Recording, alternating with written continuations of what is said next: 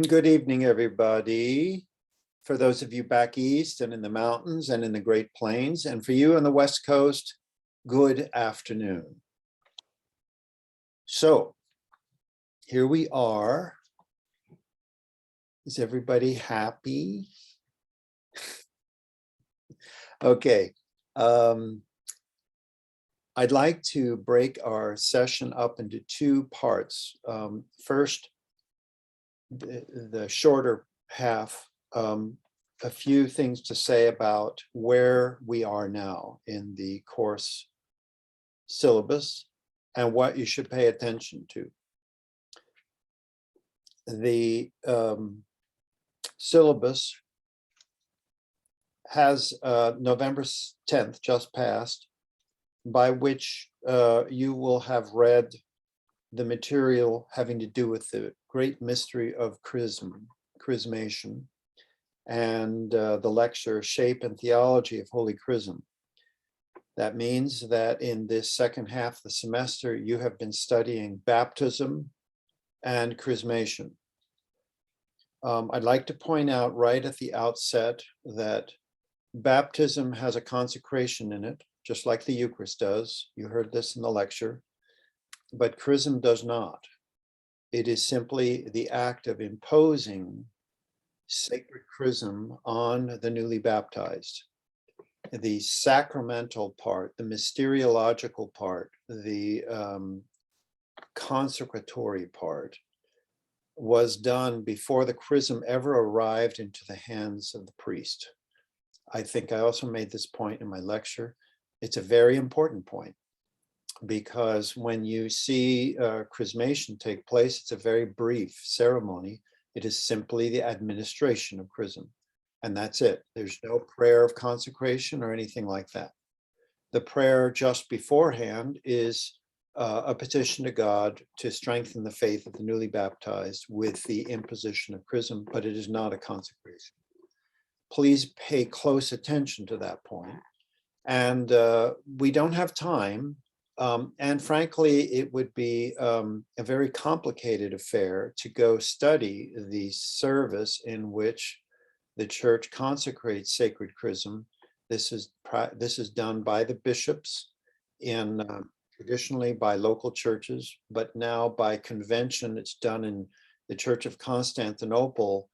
For us Antiochians, we share with the Greeks in that regard on Holy Thursday, during Holy Week. The lecture next week, November 17th, is a summing up of these mysteries of initiation by looking at the preparation for them, the catechumenate, the exorcisms, the renunciation, and the alignment, that is to say, the pre-baptismal rites which prepare a person to be initiated as a Christian. So you might say that next week's material is seals, concludes, and sums up what these last 2 weeks have been presenting.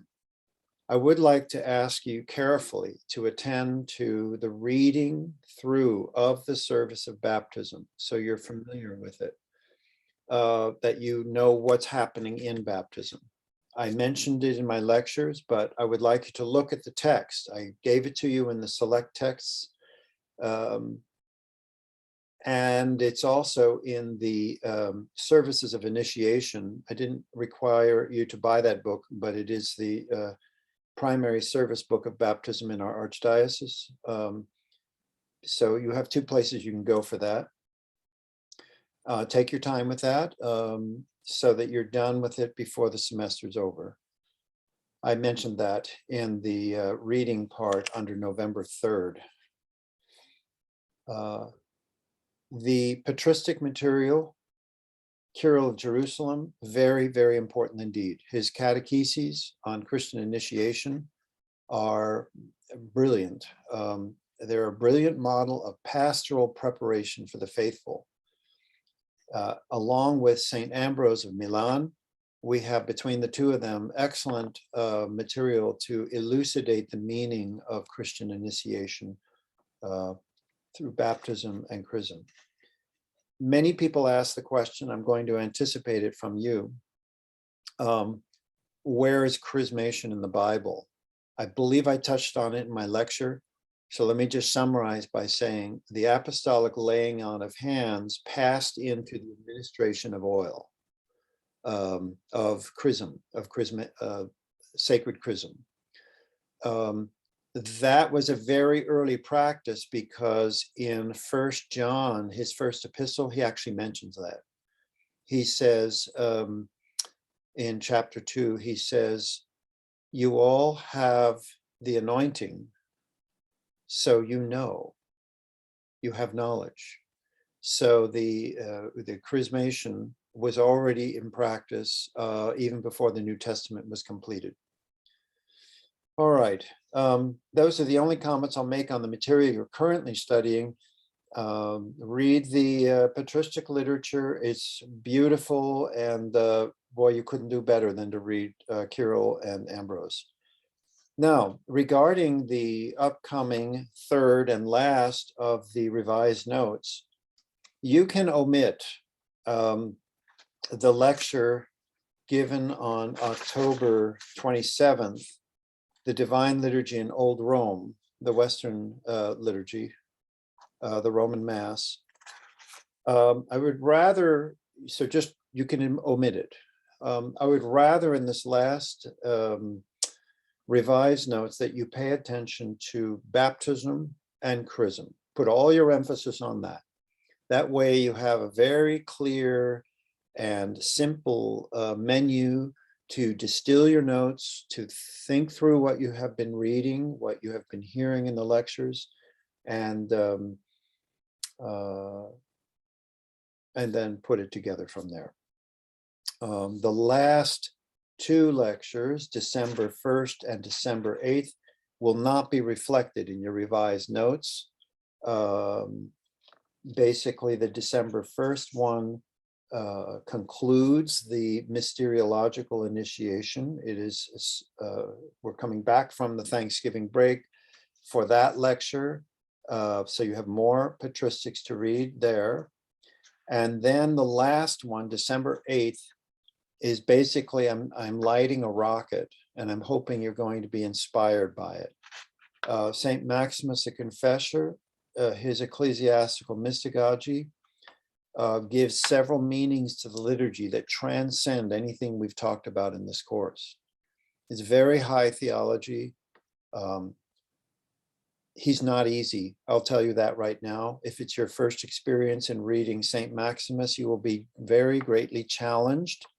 I hope you will be inspired, and I'm not going to expect you to be an expert on Maximus for the final exam. So please just take that last lecture as a kind of a ignition point for your further growth spiritually with the Church Fathers.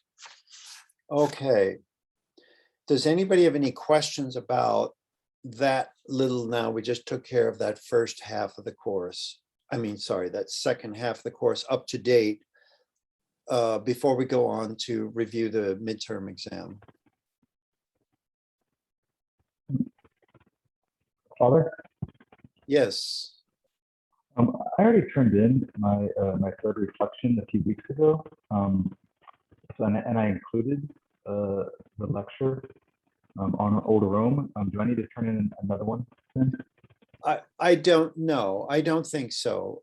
If you gave attention to baptism and chrism, that's really what I'm looking for. You might want to take another look at it and see, in the light of my comments just now, does it meet what I'm asking for? You can leave the material you've got in there if you feel that's important, and I wouldn't ask you to take that out, but I don't want you to ignore the baptism and chrism. Let's just put it that way. Okay. All right. Anyone else on this point? Okay, so let's go to the mid-semester exam. I'm going to approach the presentation of key questions and allied explanations by looking at the questions that were the most troubling for the whole class. There were 3 questions that the class answered 100% correct. And there were, I would say, a couple of dozen questions in which more than 90% answered correctly. So those don't need any attention. So I'm going to go to the most severe ones, the ones where less than half the class was able to answer correctly. So I'll do them in by putting up a shared screen here. I'm going to put the correct answer to the question. Let me just get set up here to make sure I've got that ready to go. Let's see, I need to go to Populi first. Okay, this just take me a second. Thought I had it open. Let's kill that for a sec. And now we go to mid-semester exam. And then we go to questions. Okay. Now, share screen.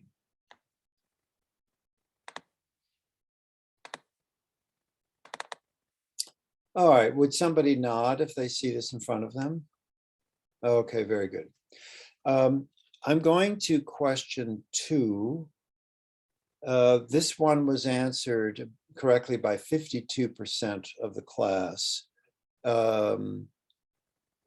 According to Nicholas Kavasilas, deification is effected through the entire sacramental initiation combined with human effort.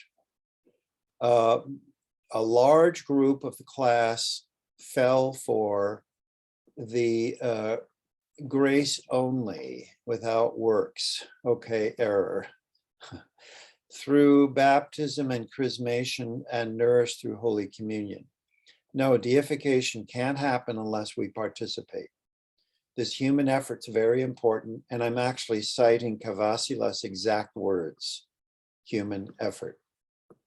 And if you need to look for more clarification, then what I would ask you to do is put your raised hand there. Now, my sidebar only shows a few names now when I have the shared screen. Oh, good. Okay, it's working. So now, Jennifer, you raised your hand and you came up on screen. So now I know this works this way. Go ahead.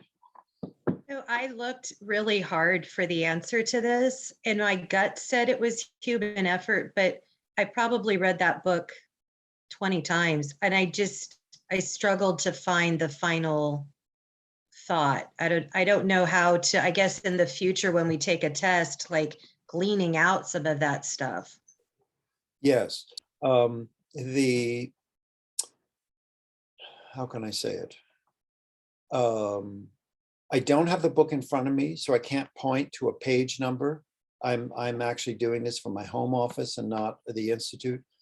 So I can't, I'll be glad to text that to you later if you'd like. If you would prompt me to do that, I'll be glad to do it. Somebody put it in the chat, Father. So that's what? good. It was put in the chat, so that was helpful. There we go. Okay. Any other questions on this one? Okay, I'm going to go to, you can lower your hand, Jennifer. Thank you. Let's go to question 4. This one also was spread out answers. This is now, whenever a question has according to and the name of an author, you have to go to that person to look at what they said. All of these are contrasts between Western and Eastern Christian liturgical practices. They characterize the contrast. And I hope you understand that not by doing this, this is not prejudicing West against East. Many of these are cultural issues. I don't know if I made that case strongly enough. In any event, it explains a lot about the difference in our Christian experience between East and West. Anyway, now according to Underhill, which would be the most important contrast. So we go to Underhill to look for the answer, and there you will find that the second of them all is the correct answer according to Underhill. She emphasizes that as the clearest distinction between East and West. All right. Now I'm dropping down to number 6. 61% answered correctly. This is just enough for me to comment on. So now we're talking about parish and not monastic practice, right? Parish practice in the Antiochian Orthodox tradition. So it's very precise what I'm asking here. This was something I lectured on. The doors separating the altar from the nave are not closed until after its dismissal. So, according to this Antiochian practice, which element is obscured by this streamlined parish approach? Okay, and this would be the first answer, the symbolic indication of the sealing of the tomb. This is the element that Maximus the Confessor, along with Nicholas Kavasilas, emphasize as why we close the doors at that point.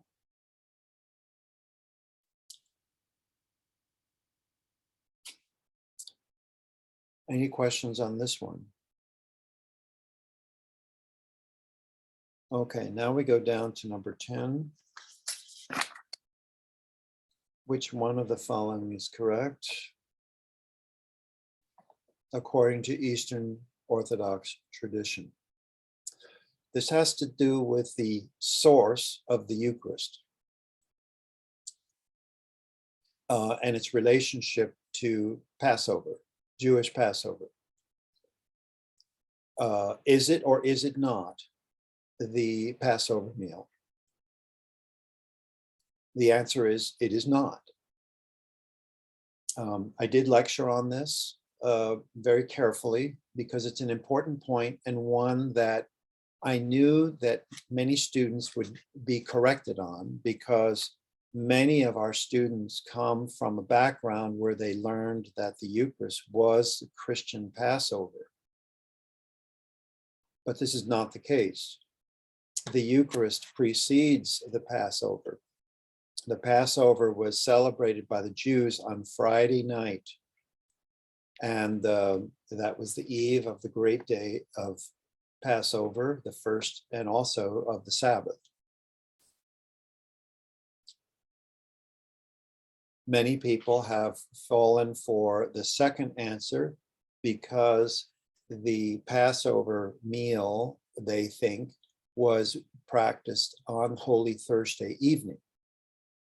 But this is not a Passover meal. That's obvious from the nature of the meal, in which Christ then afterwards, after the meal, took bread and wine, consecrated it, calling him his body and blood. John, I see your hand. Yes, thank you, Father. I understand. I'm wondering, though, is there some accomplishment of Passover in the Eucharist sacrifice, or no? No. No, the Passover was accomplished when Christ himself hung on the cross and shed his blood at precisely the same time when the Passover lambs were being killed in the temple, sacrificed. And then he accomplished our salvation at that moment. Okay. So the Eucharist is the participation in the one sacrifice of Christ on the cross. That's why Christ says, as often as you do this in remembrance of me, right? Right. Not just a mere historical remembrance, but a participation remembrance. It's a much more profound kind of remembering. Literally re-membering. We're putting things back together again. Anyone else on this point? All right. Now we go down to number 11, which was very difficult. Only 21% of the class got this correct. So this is one of the lowest scoring questions. But it is, is this about the last question? Oh, no, Father, it's just about this one. I'm just pre-putting Okay. my hand out. Sorry. Sure. Okay, you got your hand up. Let's look at this question. So what passages in the gospel, according to John, are patently Eucharistic and form the theological basis for Holy Communion? Right? Openly Eucharistic. There is no communion narrative, a Eucharist narrative like the Synoptic Gospels have. So this means this is a special case. You have to look at John and say, okay, well, he doesn't have that. What does he have? You'll get most of the help from this from the lecture I gave. So I made this very clear in the lecture. The only miracle that's shared between all four Gospels is the feeding of the 5,000. That is a patently Eucharistic miracle. And the commentary on that miracle, that extended commentary that Christ gave in John chapter 6, explains that miracle as a Eucharistic miracle. The washing of the feet is the narrative John gives in place of the Eucharistic narrative that the Synoptics have. They all have the Last Supper narrative. John does not. John has the washing of the feet narrative, and none of the other Gospels have it or mention it. So this shows that between the Gospels, that John's narrative on the washing of the feet is explaining what is happening in the Eucharist. God is serving us. He's providing something for us. He's giving us something. He's showing his love for us. All right. Father, I still find that a little bit of a brain twister, I think, that connection of the washing of the feet with with the Eucharist itself, when the Passion account, right? Doesn't that demonstrate to us what the Eucharist is in the partaking of Christ's crucifixion and his body and his sacrifice? I'm still having trouble. I understand. Yeah. I understand. So if you can be as precise as possible here, the Passion account is not patently Eucharistic. It's not openly Eucharistic. It is the Passion account. But the washing of the feet, because it takes the place of the Passion account the Eucharistic account in the other Gospels, when you line up the Gospels with each other, you can see, wait, this is explaining the Eucharist, and the Eucharist is explaining it. They're one and the same. You have to go back and look at the scriptures in this regard. All of the Gospels carry the Passion account, right? All four of them. Well, there's not, if you didn't have a Eucharist, if there were no Eucharist, you could read all four of those Passions account and not come up with anything Eucharistic. Now, by saying this, I am not saying that the Passion account per se has nothing to do with the Lord's Supper. Of course it does. We have the whole part of the anaphora where we are elucidating that, especially in the Liturgy of St. James and the Liturgy of St. Basil the Great. Both of those great liturgical fathers in the anaphora prayer take us through every aspect of the Passion of Christ, his suffering, his crucifixion, his expiring on the cross, his burial. It's all mentioned, right? So that's not my point here. I'm not trying to sunder them from each other, but we must be careful, critical, if you will, as to what exactly a thing is, right?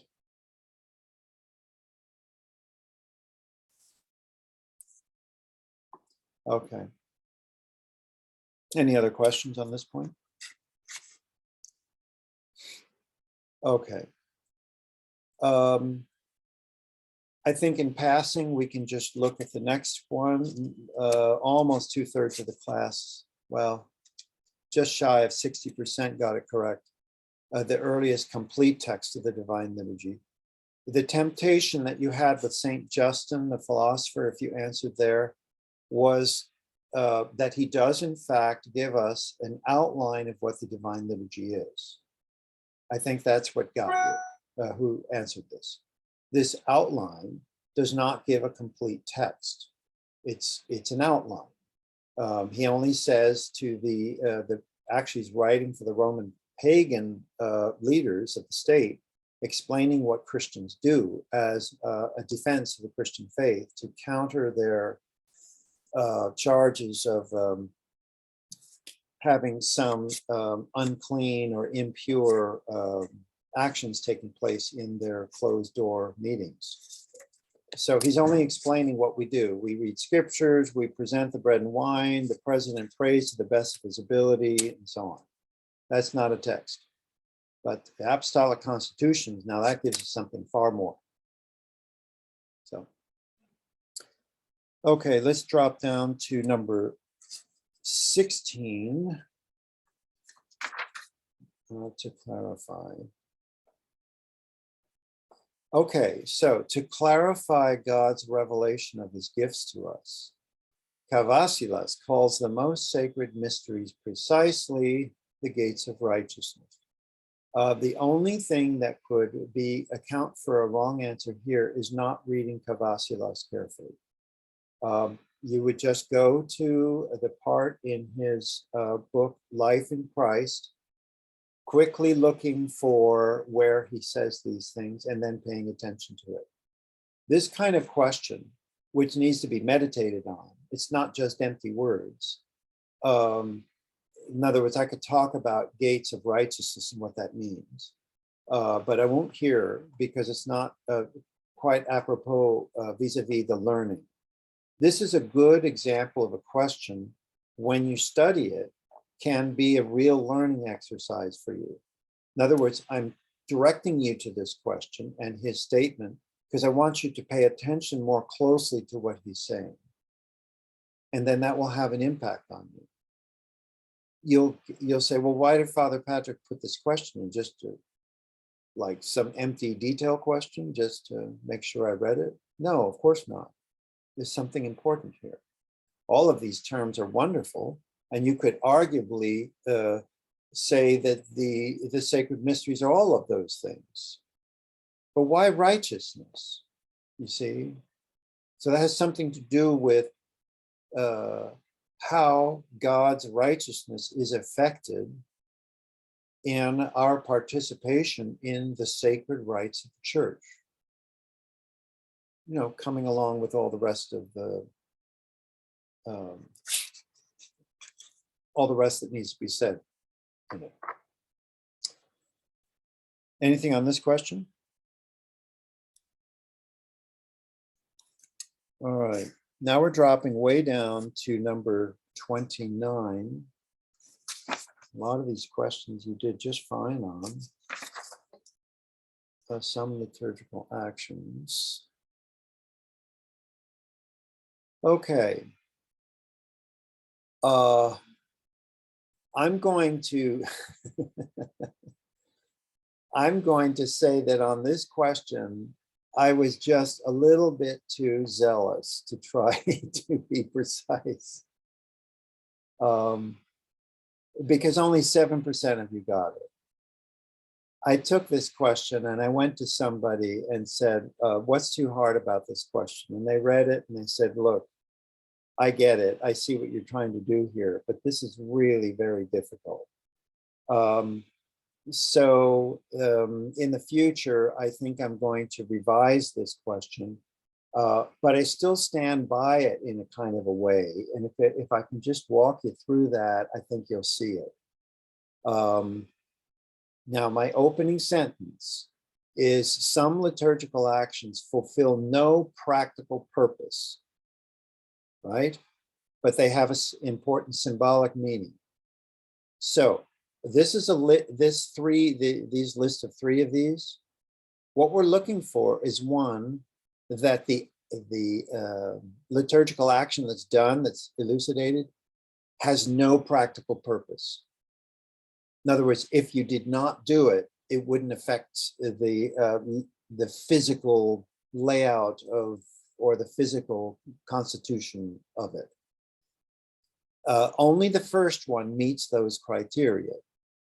You pierce the central particle of the lamb under Jesus, the Christ one, with a spear. That doesn't fulfill any practical purpose at all. It doesn't accomplish anything physically, but it symbolically shows the piercing of Christ's body with the spear, emulating what the Roman soldier did. As the liturgist says at that point, the verse from John chapter, I believe, chapter 19, where he says, and one of the soldiers pierced his side with a spear, and at once there came out blood and water. It's a very important verse. Only John has it. None of the other evangelists have it. He says that and pokes the side of the right side of the lamb with his spear, and then pulls it out. Well, the other two, tracing the two deep cuts, has a practical effect. It makes it so that when the priest breaks the lamb at the part of the liturgy just before Holy Communion into 4 parts, it's very easy for him to do that because it's already cut deeply through in that crosswise manner. That's a very practical thing that's done, which also has a symbolic meaning, namely the cross. And then the mingling of water and wine is also practical. This has to do with the nature of serving wine in antiquity. I made this point clear in my lecture. We have 2 minglings in the Eastern tradition. We have the necessary mingling at the beginning, where wine and water are poured together into the chalice. And then later on, hot water is added for the zeon. So there's 2 minglings. The first one is required just because wine drunk by itself is too strong. And, it was not drunk that way. It was always put together with water. And obviously the last of those 4 questions is wrong, because you can only have, that would mean that all 3 of them don't have a practical purpose. Okay, I see Jennifer. Yes. So, Father, I'm trying not to be disrespectful, but on page 3 of the book, there's nothing, it speaks to the symbolism of these actions, but there's no phrase that at all guides us to answering this question. And in hearing how you're describing it now, perfect sense, but I didn't feel that the lecture guided us as clearly as you're saying it now. Okay, well, like I said, since so many missed it, this is clearly a mistake on my part. Okay, thank you. Okay, who else has their hand up? Okay, it keeps changing.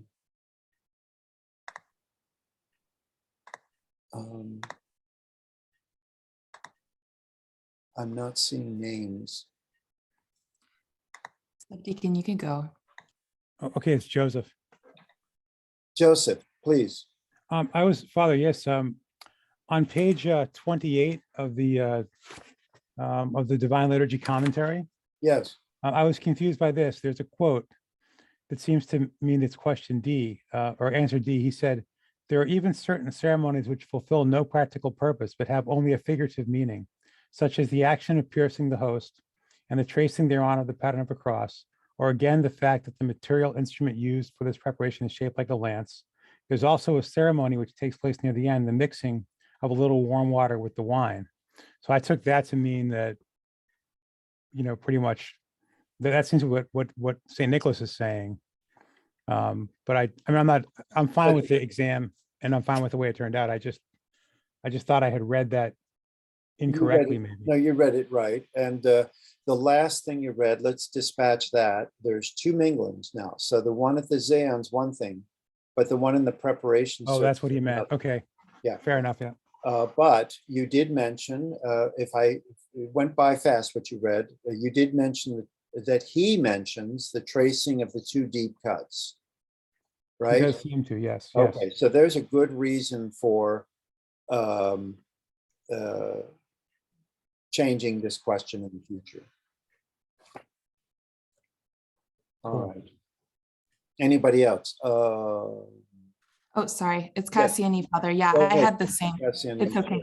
I had the same exact quote that I was just going to ask you about. So it's all okay. good. Thank you very much. In the Thanks. mouth of two or three witnesses, let every fact be established. Very good. Thank you. All right. Okay. And I'm going to make a note to myself. Okay, let's go to the next one. Are we ready? All right. Number 31. Okay, that's the Holy Apostles. Ah, yes. 60% of you said true, 40% said false. The Holy Apostles handed down one liturgical tradition to all Christians. Did they?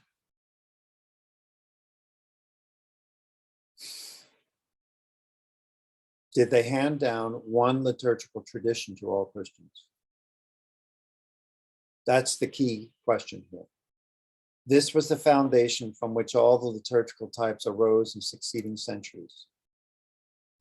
This is clearly false. I thought it was a major element that I've been trying to teach you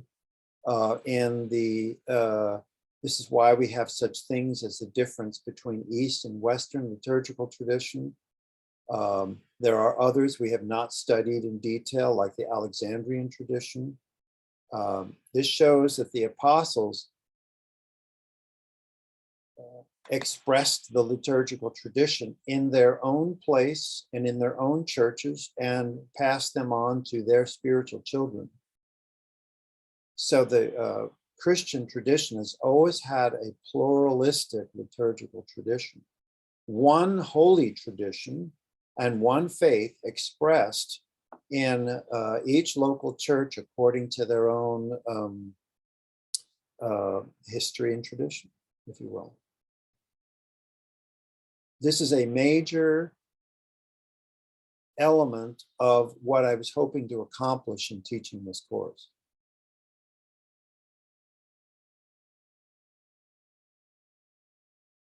Any questions on this point? All right. Now we come to 32 about the Trisalian hymn, which is chanted to complete the entrance of the clergy into the altar to begin for the liturgy, the part of the liturgy where we have New Testament readings. This Trisalian hymn, what is the point of it, right? Why is it chanted here? The only answer that's correct is the second one, because it is a processional. This was something that I presented in my lecture. You'll see in the next course, the second year course, that in other sacraments, when we have this Trisalian, it has the same purpose. It is a processional. Sure, it has theological meaning to proclaim that Christ is part of the Holy Trinity.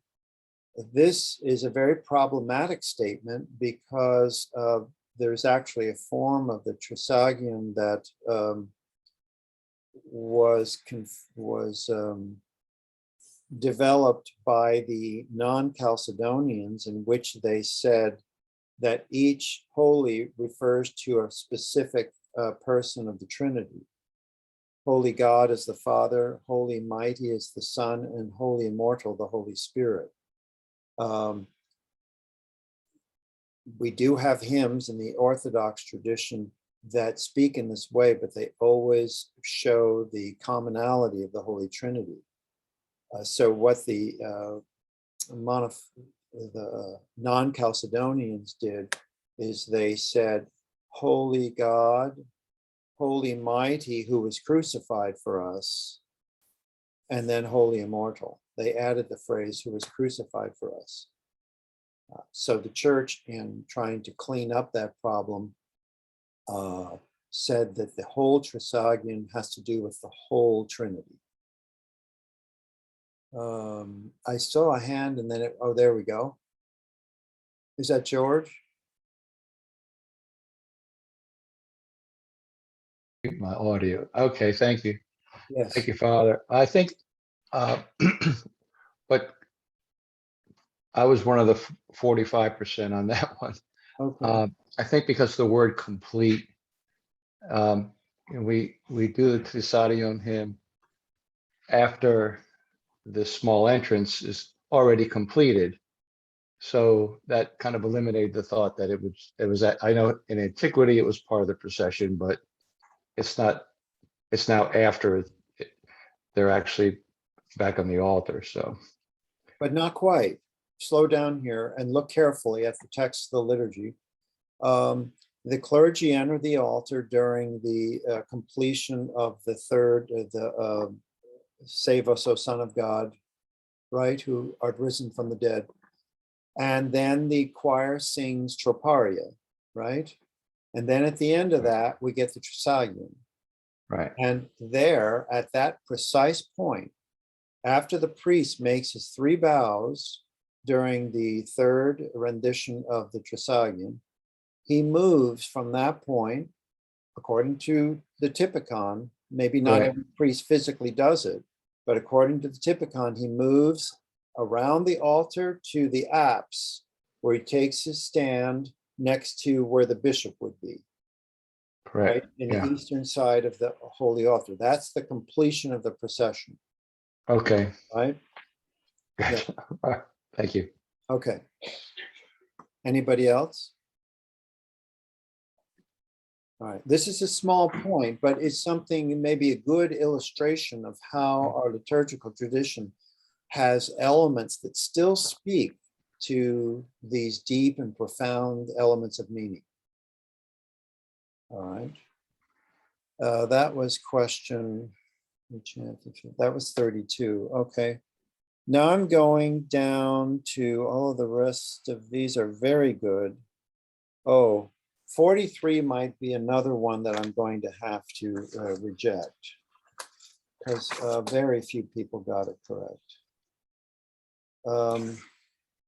Let's see, 43 in the Divine Liturgy. Okay. In the Divine Liturgy, we find food, life, and joy, which is cut up and apportioned out, and yet not divided. Rather, it unites, is eaten, and yet it is not consumed. This demonstrates the perfection of the liturgy. I believe this comes directly, word for word, out of Kavasila's commentary on the liturgy. The liturgy is perfect. That is, it's showing this without error. Yet, when I look at this, I see only 1.75%. And then it says the other one's 3.5%. So I'm wondering, I'm scratching my head here. Only, what, 8% of the class answered this? Is that what I'm to take from this? I don't understand why this is this way. And I was kind of hoping that some of you would be able to answer this for me. Did any of you get this correct? All of you that got it correct, raise your hand.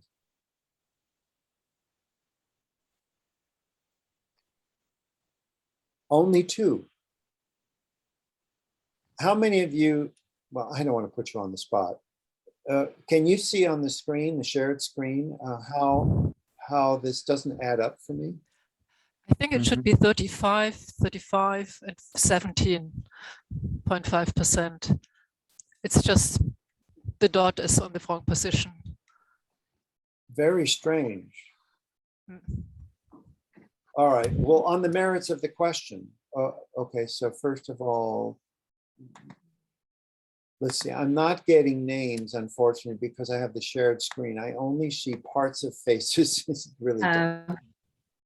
Who's got their hand up? I do. It's Jennifer. Oh, hello, Jennifer.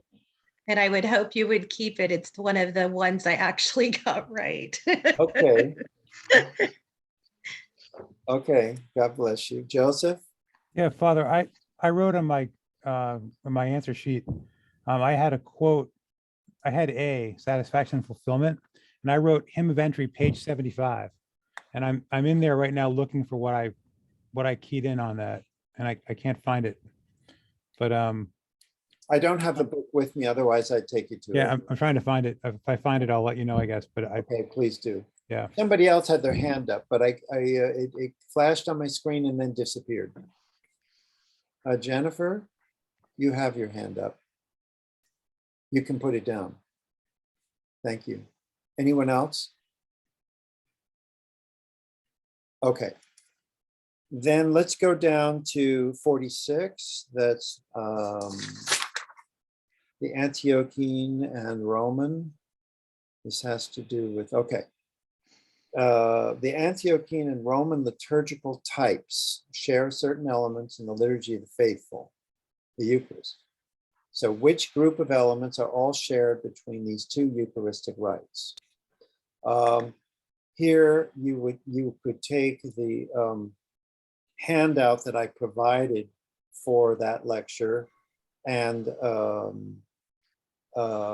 simply look down through the handout as to which ones line up with it.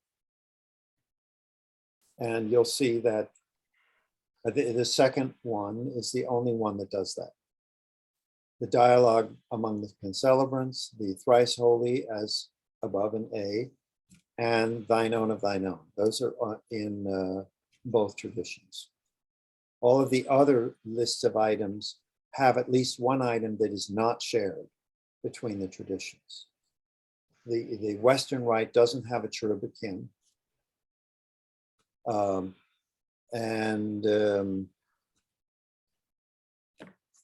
The invocation, changing them, it does not exist in the Western Rite. And the adding the boiling water into the chalice before Holy Communion also does not exist in the Western Rite. George?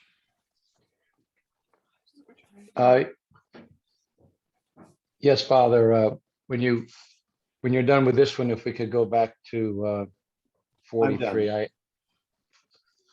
Back to 43? Oh, yes. It was that reference in hymn of entry on page 75. I actually had C, the total and personal salvation of mankind. And that's almost a direct quote in the first, second, third paragraph. And he's talking about in the divine liturgy we find food, life, and joy, which is cut up and shared out. It is yet not divided, but rather unites. It is partaken of and eaten, and yet is not consumed, but it embodies in us and sanctifies us. To come to understanding this is the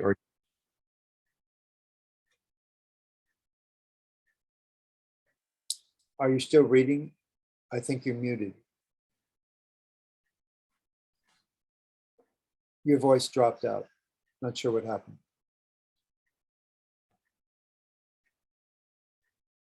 I can finish reading for you, George. I don't think we can hear you, Yes, but go ahead. yeah, not consumed, but is embodied in us and sanctifies us. We come to understand that this organic link we have with everyone else is a great benefit and an assurance of the total and personal salvation of man. This is on page 75. Okay. And But this is- if you, sorry to interrupt, and then I read the next sentence, which said, it is made perfect in the Orthodox Divine Liturgy. So I think that's where I got the answer. I don't know if it was like we stopped short. I'll be honest, I can't justify my answer too much, but I'm positive it came from that paragraph and just going to that next sentence. And again, doing the same thing, like debating back and forth, which one is it? Okay, very good. But my question is compromised by the phrase immediately preceding that Cassiani just cited. I think that's what George was trying to do. Yes, okay. So once again, so this question is also a bit of a problem. And so I'm going to have, now I have, let's see, in the Divine Liturgy, let me mark it on my notes so I don't forget that I did this.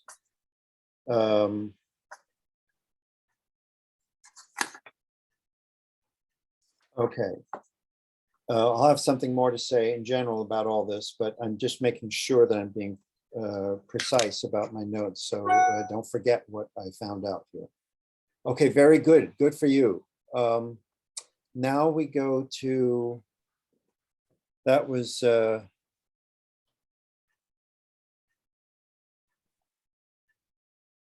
just finished 46. Correct. So now I'm down to 47 from me. Well, the rest of them are fine.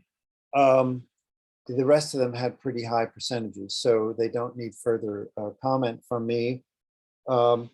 Let's make sure, though, we've addressed all of the questions that you need to have addressed. So I'll take any questions now regarding others that need attention. So Joseph, did you raise your hand? Yeah, I think in a lot of my responses, I was trying to be too smart. Now that I listened to you speak about it, and I wanted to be clear, I thought I at first had, on the question on the consecration, I'm just trying to find it. Well, I should have, let's see. On number 7. Let's go there. Actually, there were 2 on that. One was the, oh no, I'm sorry, it wasn't number 7. I got that one. I think I got that one correct. Oh, it was Saint Ambrose, and how to understand Saint Ambrose. He said that the words of institution were certainly sufficient to cause the effect that we were discussing. And so I thought that this was That's number 14. number 14. I thought that this was his personal opinion, but then I thought that's number A, or answer A. But then I was debating between that and C, and I thought that St. Nicholas would say that if he were there with St. Nicholas, he would actually agree that you needed that it was okay to also pray in the epiclesis, like you weren't doing the wrong thing. And I guess I wanted to make sure I understood that it does take both parts for us. And I guess without drawing too strong a line, that it's not done until the epiclesis is completed. Would that be fair to say? That is our position. Okay, so a little further background on this might be very helpful. This is a good question to look at for this point of view, because this is a major element in our liturgical Christian tradition. There was a period of time stemming from Mark of Ephesus, like in the 1400s onward, of pretty strong polemics, East against West, on this point. And the polemical attitude was in the East was that the Latins don't have a complete Eucharist because there's no consecration. But in if you go back to Cavasilas, which I've been very careful to underscore his point, that the words of institution and the epiclesis, the invocation, both of them together accomplish the Eucharist. the first by announcing the mystery, and the second by perfecting the mystery, right? And that modern liturgical, let's say, Irenic debate, not polemic debate, but Irenic debate, peaceful debate, where we try to understand one another, has shown that in the Eastern tradition, in the Western tradition, we understand that the Christian liturgists, the priests in the West, consider the consecration to have been effected when they pray the prayer, supplices te rogamus. We make supplication to thee. And speaking about the gifts being offered on the altar in heaven, right? This is an Irenic approach. That's why the third answer, we consider, going back to Ambrose, from the position we have now here after all these centuries, that we consider Ambrose as a variant on the tradition, but not heretical. Obviously not. He's one of the great fathers of the West.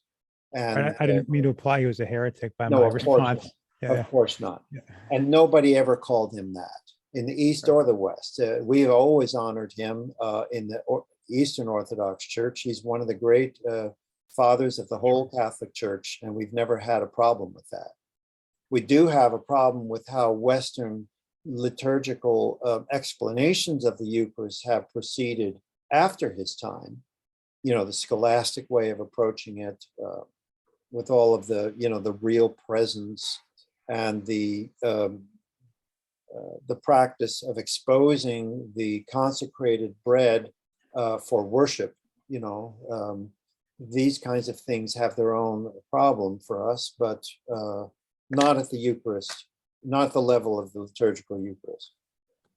Okay, now I'm struggling with finding names on my. I see several hands. Oh gosh, I wish I knew how to find a name for everyone. It's the lady with the glasses and the long dark hair. Yes, Right your hand is up. Thank you. Hi, Father. It's What's your name? Okay, good. Irene. Now my computer is showing it. Irene. Do you mind going back to 46? Because I'm still a little bit confused. I took out the sheet that you gave us that shows the difference between the Roman Mass and the liturgy. Okay. And I think I got thrown off. I chose D because the words of institution I thought was something that we both use. We do. And the sheet does show it that way. So did I just get confused? I just didn't understand thy own of thy own. They also say that in Latin. Yes. So that's why the answer is B. Let's see, have I found it? 46. The Antochino Roman. Yes, here it is. Yes.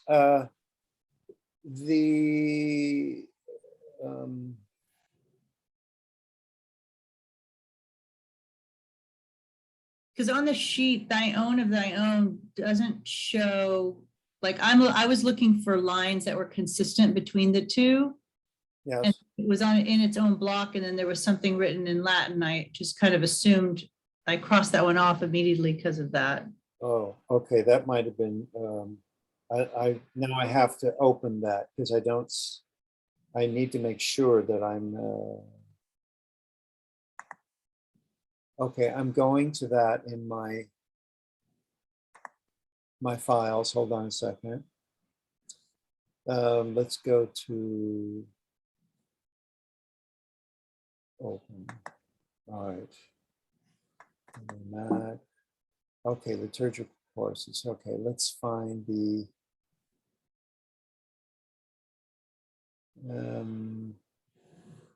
Oh, I have so many files now.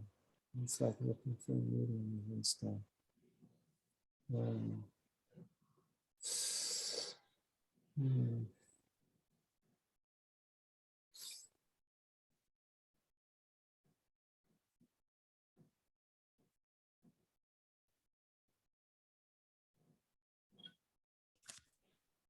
Here we Father, go. you. I Oh, just okay. found it. Okay, now I'm going to do new shared screen, stop this one, and now do this one. This is it, right? Yes. Okay. So we have no tribacim. So we can rule out number one, okay?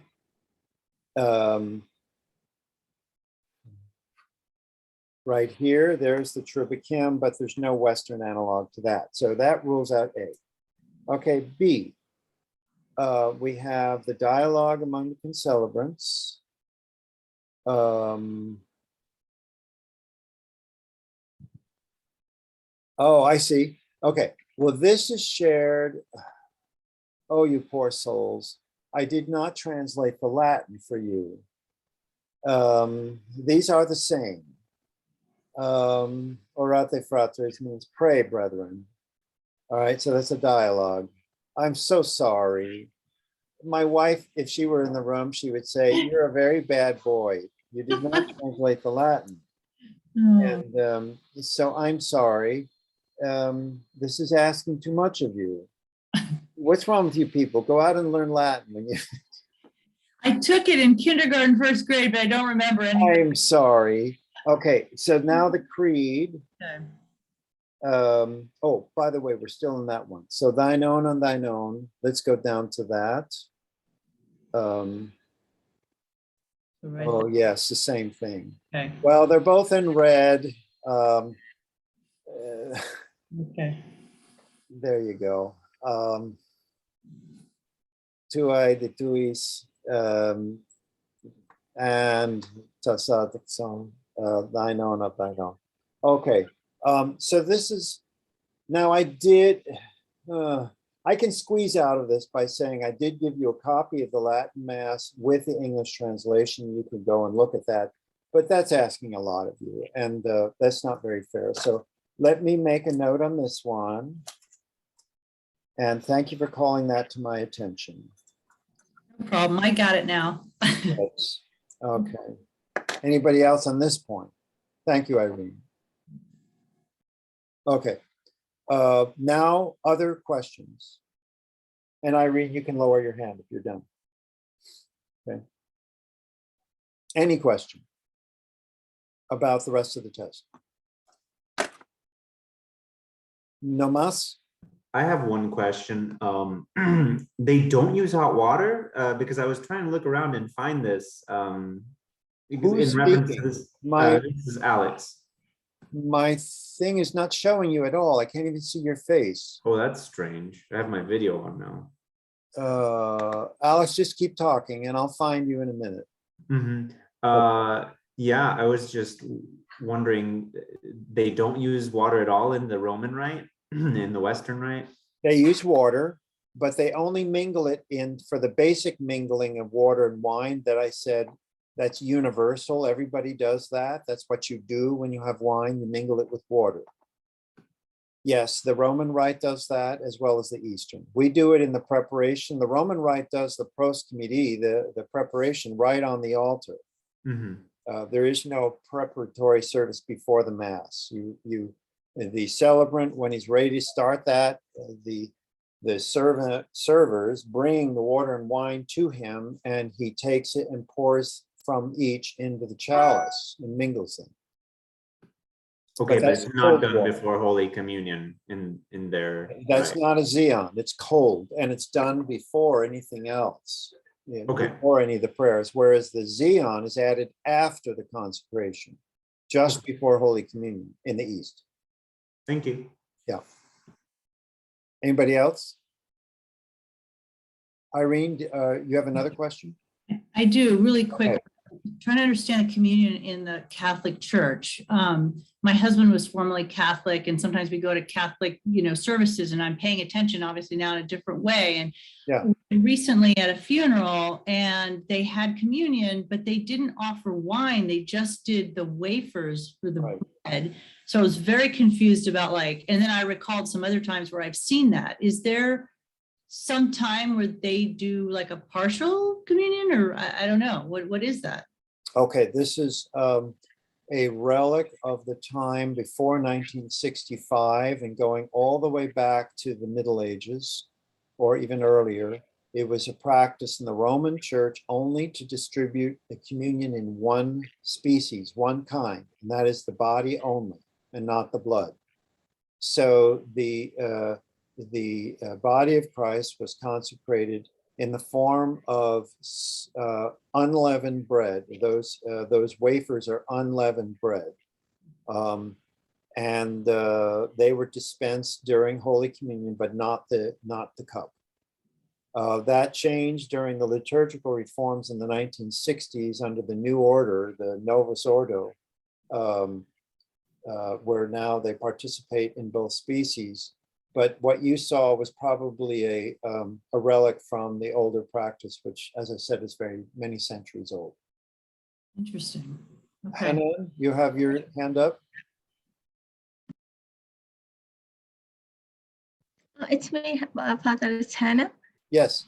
It's just a general question. Like, I know I was correcting myself when you go through the question. Yeah. If there is any opportunity that we could have all the answer for the midterm, just in order if we miss something, at least we know what's the right answer. Oh, you want to see all the answers? Again, it's for us as another Of look. course. If there's something, yeah, Yes. that will be great. Let me see if this works. I had my teaching assistant.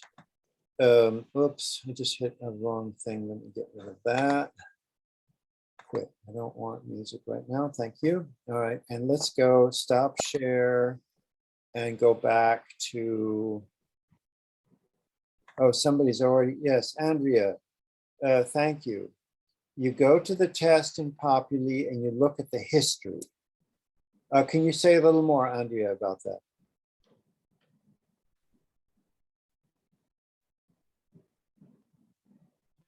Just a second, I have to move. Yes, no problem. Yes. Tell them exactly what they do to get there. So yes, you go to assignments. I'm sorry, I'm a little bit dark here. Sure. You go to assignments, click on the test, or you just go to test, and there is a midterm right there again. And when you click on it, you see the word history, if anyone can follow. And then it shows all your answers right away, what you did well and what was wrong. Anyone can follow? Yeah. Can you see it? Did you want a screen share of that or? Yeah, yes, please. Yeah. Okay. Do I need to share that with you, Andrea? No, because it's from the student side, it's different than ours. I see. So this is Maybe what if it Alex looks could, like. yeah. Yeah, so you would go into the midterm where you see your grade under assignments. I guess I'll start from the beginning. And then where it says enter your answers. And then I guess you just click on the date and it'll show history. Yes, Yeah, so the incorrect ones have the little red X. This is what I got wrong. And then the green one is the correct answer. Thank you so much, Alex. Of course. Thank you. Appreciate it. Okay. Any other questions on Edward? Yes, Father. Sorry, not directly related, but Irene's question reminded me of something.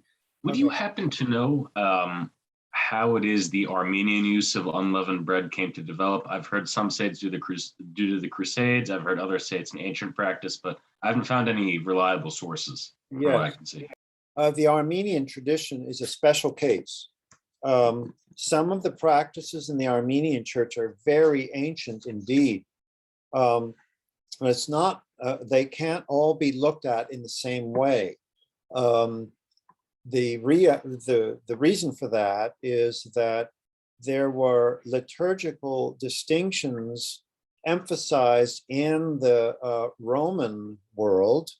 Remember that what we call Eastern Orthodoxy is really the Roman Orthodox tradition.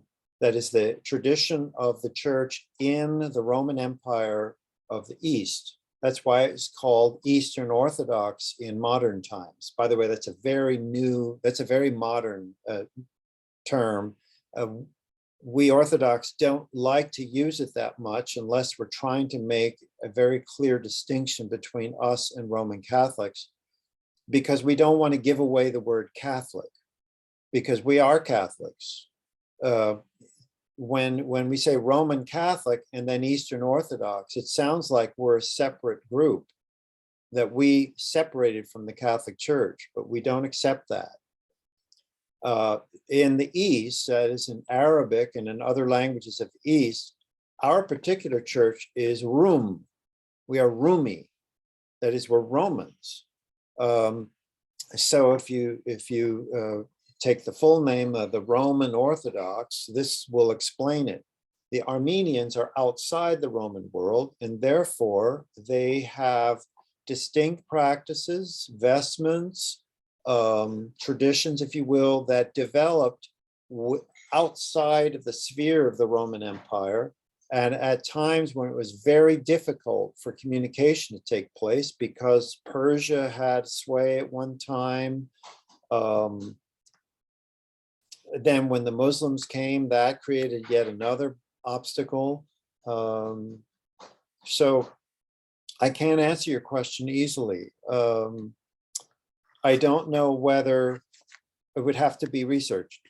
I don't know whether the unleavened bread is due to a late in time uniatism, that is to say a reconnection with the Roman Catholics during the 18th, 19th century, or whether it's just one slice of the Armenian church. I don't know enough about it. So some of you probably know more about that than I do. Never really studied it in that depth. But I do know that the history is complicated. And so any claims that all the Armenians one way or the other is not to be, there are three kinds of Armenians. There's the old Armenians, there's the Armenian Uniates, and there's the Armenian non-Chalcedonians. So it's really complicated. Thank you, Father. John? Yes, I just wanted, maybe you could just talk to question 28. It's about Holy Scriptures and sanctifying those who read them or chant them. I thought too hard about that and thought maybe just by virtue of reading or singing something, you may not necessarily be sanctified, or I think I know what you're saying. Yes. And maybe I analyzed it too deeply, but I didn't want it to be sort of a perfunctory action. Right. Anyway. Yes. So Holy Scriptures sanctify those who read and chant them. Would that be true for any Joe off the street? Yes.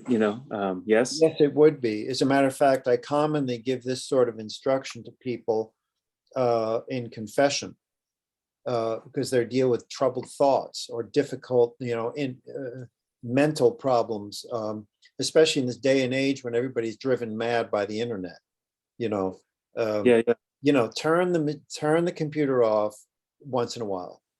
Put the cell phone down, maybe shut it down or put it on airplane mode an hour before you go to sleep, and say some psalms, right? Sanctify your mind with holy words. This is exactly what's in point. Okay. I believe the material of this question comes from Kavasilas. Okay. I'll look back. It's not a critical statement. I'd have to look for it. Thank you. Mitchell. Yes, hi, Father. Question number 18. I had ruled out what apparently is the right answer, A, because my understanding was that the preparation of proscomedia was not technically part of the liturgy. So I get confused about that. Yeah. Yes, it is. It is part of the divine liturgy. It is still okay. I thought If I don't know. I thought it was Yeah, we always do that in connection with the liturgy coming. It is part and parcel of it. Yeah. You may have come to that conclusion because I put so much emphasis on the developmental aspects of the liturgy. For example, in the liturgy of St. James, the preparation service is done in the middle of the liturgy. Yes. Right? And this is the way it's done in the Western Rite. It's done in the Mass itself, after the Gospel, right, before the Eucharist. But in the liturgy of St. John Chrysostom, the liturgy of St. Basil the Great, it's done before we start the liturgy, but as integrally part of the liturgy. Okay. I see. Yeah, it's also, of course, in the books, it's sort of listed as a separate service.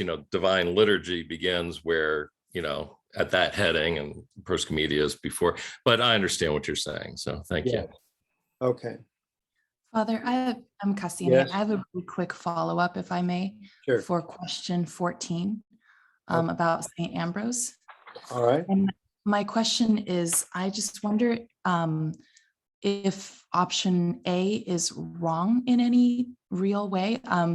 And the reason is because there's such a large gap in time, right, between the 4th century and like the 1300s, like the 14th century.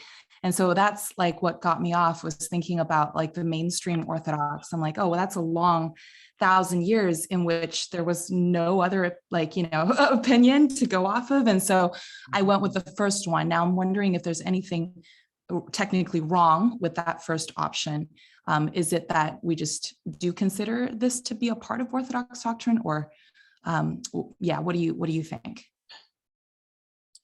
Okay, so the question as stated, Ambrose of Milan held that the Eucharistic gifts were consecrated by the presider's announcement of the words of institution. This is my body. Okay, this is what he believed.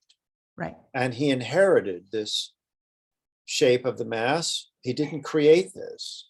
This part of the Roman Mass did not come to be because he said that. Okay. This is what he inherited.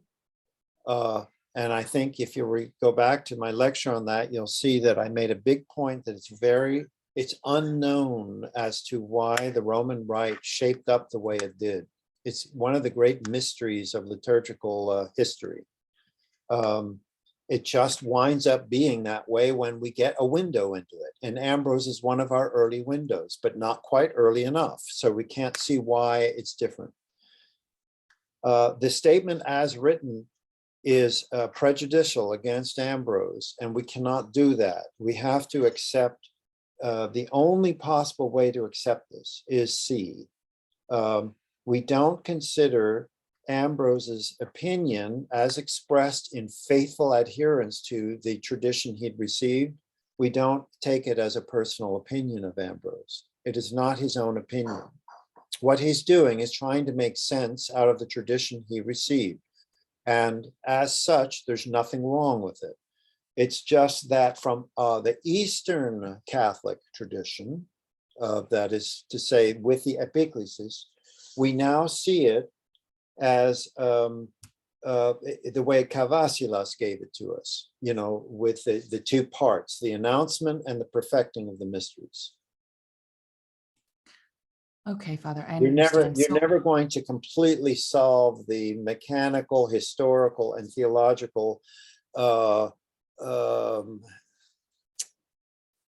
threads of this that are sticking out. It's kind of not, it's like hair that just, you can't comb it down on your head. It's just going to be there.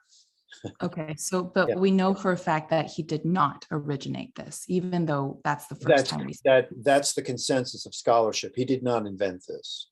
Okay, great. Thank you. Yeah. Anybody else? Okay, then taking your comments, I learned a lot about this test from your careful responses. I'm going to go once again, examine, you have to give me a chance to do that. I'm going to examine the test again with my notes that I took, indicating so far three questions that are problematic. So I'm going to take a look at that, and there may be, I'm not sure yet, there may be some yet further adjustment to the grading of the test, but please accept that I'm going to give this my careful attention and make some decision about how I'm going to handle this. Okay. By the way, I see that the chat, you chat people have just poured out your hearts on this Armenian question. Joseph, you have a background on this. Would you care to comment on it? No, I was a student in the Armenian seminary 20 years ago. Please. At St. Nerses, and we had my introduction to Orthodoxy was at St. Vladimir. Okay. Actually, it was it was Professor Butiniev's class in dogmatics that actually I decided that I was more aligned with the Orthodox Church in my way of thinking, and it kind of shocked everyone. And I remained friends with them, and Father Daniel Fendigian, who was teaching us at the seminary, is now the bishop of the Eastern Archdiocese. He's the primate now, and he taught us. We read the Taft article back then, and he taught us many of these things. And about the unleavened bread, there was the Armenians came into contact with the Crusaders, and they took a lot from the Latin rite that they liked. Like I said, that they have both vows and a crowning in the wedding service, and they've combined things, and so that might be where that came from. But as far as like, they're not like into patro-passionism. They're not saying that in the Trisagion that the Father suffered. They're saying it refers to the Son, and they maintain that. There is the problem with, I think it's the Quinnipiac Council, right? Yes. I remember the exact paragraph, but it is problematic. But they would say, well, that's not how we mean it, and I don't find a way to reconcile it with the Orthodox Church. But we're all friends, and that's right. Yeah, I mean, so but it is a fascinating subject to think about and to discuss. Thank you for explaining that. That's very helpful indeed. Appreciate it. Okay.